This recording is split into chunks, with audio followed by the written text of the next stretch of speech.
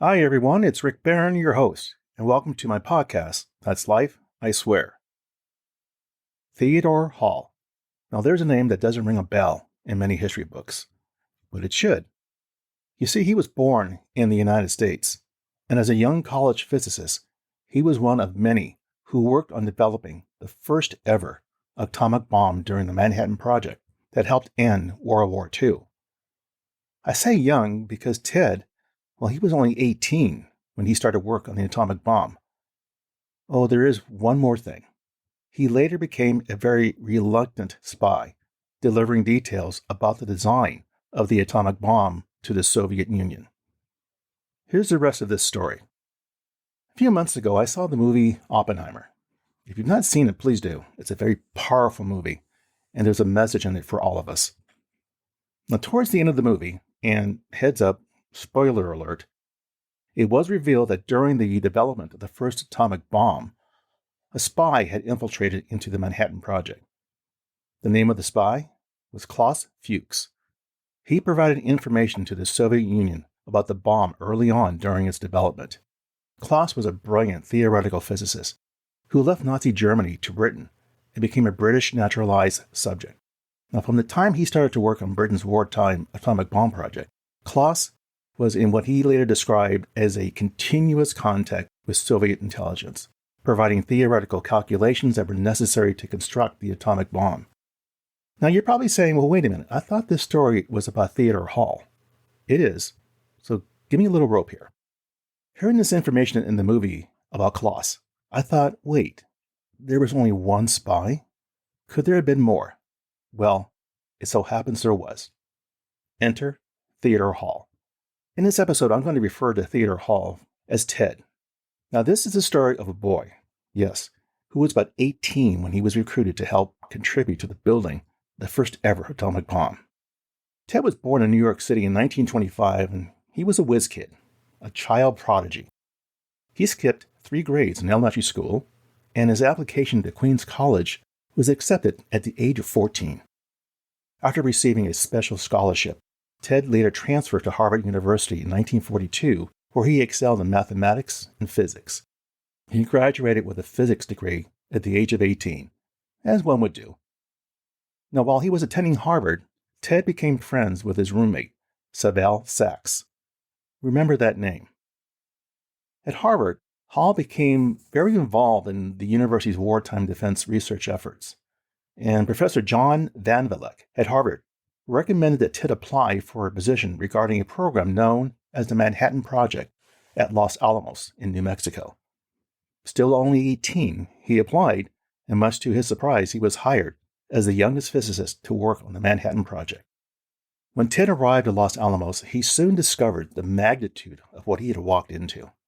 He had had some knowledge, but until he went through his orientation and assessed the highly sensitive information that was given to him, that he finally realized what was happening. He was part of a project that would develop the most destructive weapon known to man then, the first ever atomic bomb. Ted was part of a team that designed an implosion device to initiate the explosion of the plutonium core of the atomic bomb.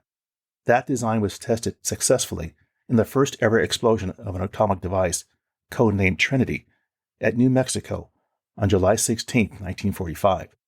After working on determining the critical mass of uranium that would be used for Little Boy, the first atomic bomb dropped on Hiroshima, Ted was assigned to conduct experiments and tests for the complex implosion system of Fat Man, which would be used on Nagasaki.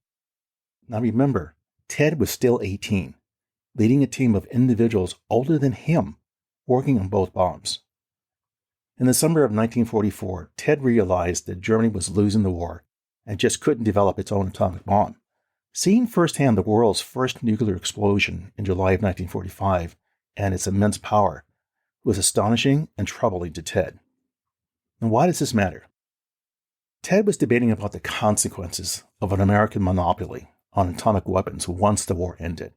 Now, what was especially problematic was the possibility of the emergence of a fascist government in the United States, should it have such a nuclear monopoly and want to keep it that way. Now, he was not alone in this thinking. Top physicist Joseph Robla, along with other physicists, petitioned first President Roosevelt and later President Truman to put the project on hold and not use the bomb on the people of Japan. Some scientists even thought it would be best to inform the Soviets about it, which never happened, of course. During my research on TED, I came across my desk that Lieutenant General Leslie Groves, who was the director of the Manhattan Project, had revealed to a group of top physicists at a dinner that the real target of the United States' use of the atomic bomb was the Soviet Union. Hearing this information made Ted even more disillusioned with the idea of a nuclear arms race and the potential consequences of atomic bombs. In 1944, Ted told friends he was returning to his home in New York City for his 19th birthday. Turns out that claim was false. The real purpose for Ted's visit was to stop by the headquarters of Amdog, the Soviet Union trading company that's located on 24th Street in Midtown Manhattan. There, Ted was given the name of a contact, Sergei Kurnakov. It turns out that Sergei was also the same contact for another person, Seville Sachs. Remember him? Ted's Harvard roommate. Ted and Seville were unaware that Sergei was a NKVD agent, or secret police organization in the Soviet Union. It didn't take long for Ted to quickly pass on crucial detail about the atomic bomb's development in the Soviet Union. Some of the content provided detailed information about the implosion-type Fat Man bomb and several processes for purifying plutonium. Seville was Ted's courier. Seville subsequently delivered the same report to the Soviet consulate when he visited under the disguise of checking about his relatives who were still living in the Soviet Union.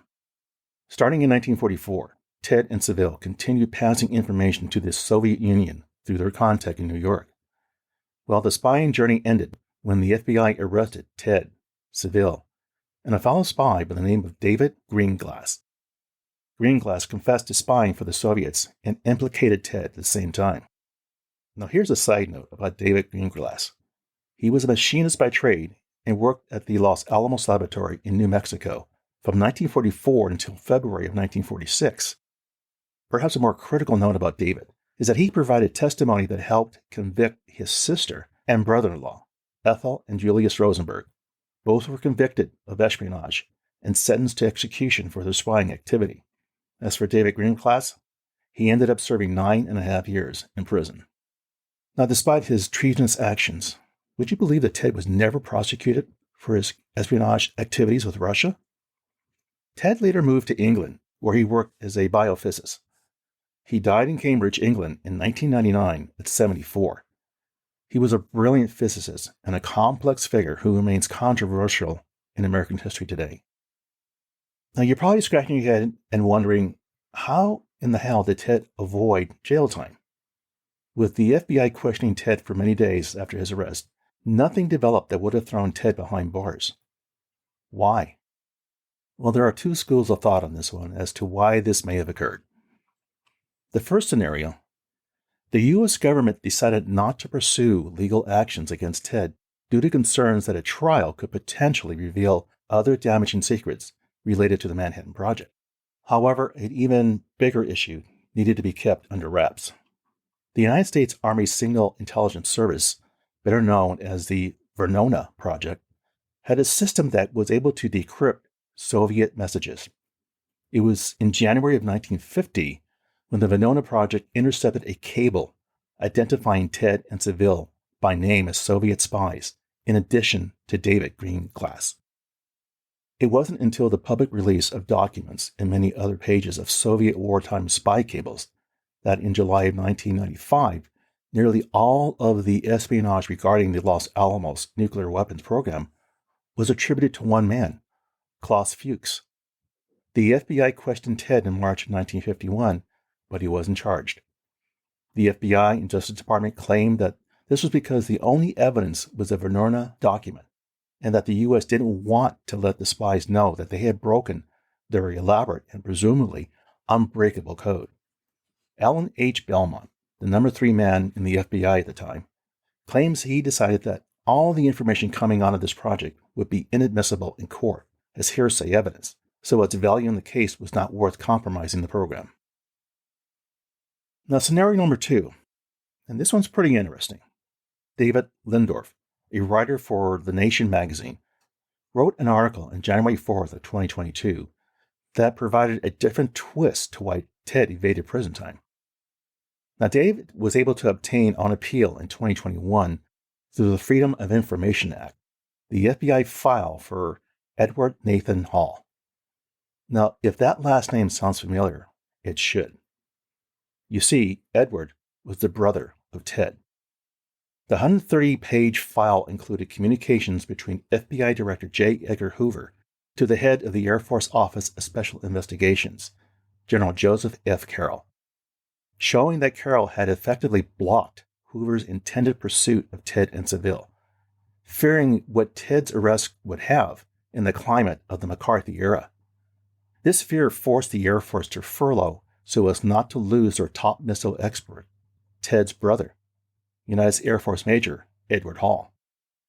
Carroll, a former top aide to Hoover, before he became the first head of the USAF OSI, immediately allowed Hoover's agents to question Ed Hall on June 12, 1951, but restricting the questioning to matters involving Edward himself, not his brother Ted. Within several weeks of that session, the Air Force, which had conducted and completed its own investigation into Edward's loyalty, promoted him to lieutenant colonel and later colonel, and elevated him from assistant director to director of its missile development system. Now, these promotions were a clear slap to FBI Director Hoover. Colonel Ed Hall went on to complete the development of the Minuteman missile system program, and then retiring from the Air Force. But at the urging of the Pentagon, he went on as a civilian to lead the development of France's own nuclear IBM system. In 1999, the Air Force honored him, 7 years before his death, by adding him to the Air Force Aerospace Hall of Fame. After reviewing these two scenarios, in my opinion only, I think it was a combination of both, along with a bit of help from his brother. It was fortunate that Ted had connections in the right places at the right time. So what can we learn from this story? What's the takeaway? A year before his death, Ted gave a more direct confession in an interview for the TV series Cour on CNN in 1998, saying, and I quote, "I decided to give atomic secrets to the Russians because it seemed to me that it was important that there should be no monopoly which could turn one nation into a menace and then turn it loose on the world. There seemed to be only one answer to what one should do. The right thing to do was to act to break the American monopoly." End quote. Ted was haunted, as he explained years later, by thoughts of how to spare humanity the devastation of nuclear power. Was he a hero or a traitor? You decide. And remember, he was only 18 years old, an adolescent intellect, or a savant.